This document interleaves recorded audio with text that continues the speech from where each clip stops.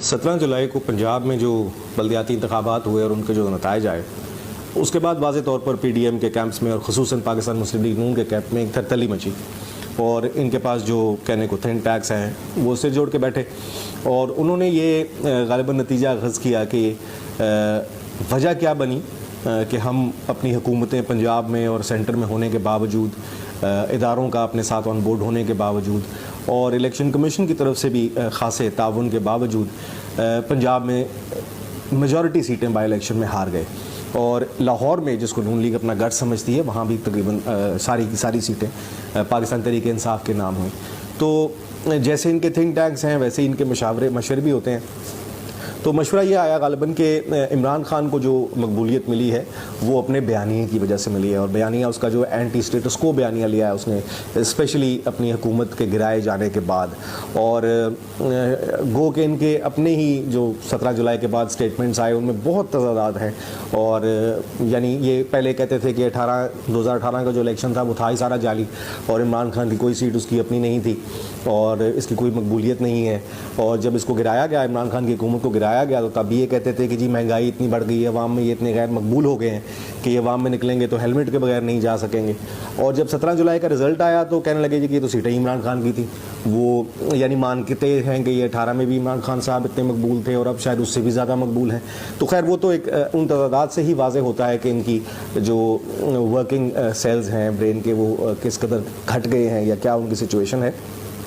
बहरहाल किस्सा मुख्तसर ये कि उसके बाद इन्होंने रियलाइज़ किया और शायद इस नतीजे पे पहुँचे कि खान साहब को ये जो सारा पॉपुलैरिटी में बूस्ट आया है जिसमें ये हर सर्वे के मुताबिक और इनके अपने जो मीडिया पे बैठे हैं एनालिस्ट्स जो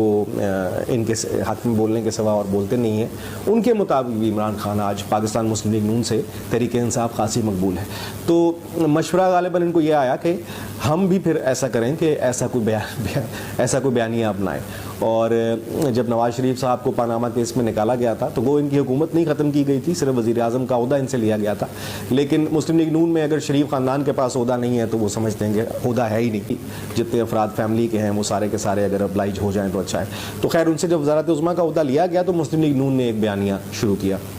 जिसमें मुझे क्यों निकाला और वोट को इज़्ज़त दो का बयानिया था। बयानिया अच्छा था, वोट को इज़्ज़त दो, सिविल सुप्रीमेसी की बात करते थे, एंटी स्टेटस को बात करते थे, लेकिन उस वक्त भी मुझ समेत बहुत से ऐसे लोग थे जो ये कहते थे कि ये बयानिया सिर्फ एक फार्स है, एक ड्रामा है। और बिल्कुल ठीक बात है, जैसे आप समझ लेंगे एक गाँव में एक शख्स है जो अपनी परचून की दुकान पर साथ चरस और गांजा बेचता है और उस गाँव में कोई दरोगा है जो कहे जी कि मैं आज से इसके बाद नशा कारोबार करने वालों के खिलाफ सख्त कार्रवाई करूँगा, तो वही दुकानदार जो है सबसे पहले नशे के खिलाफ एहतजाज में बैनर पकड़ के खड़ा हो जाए। तो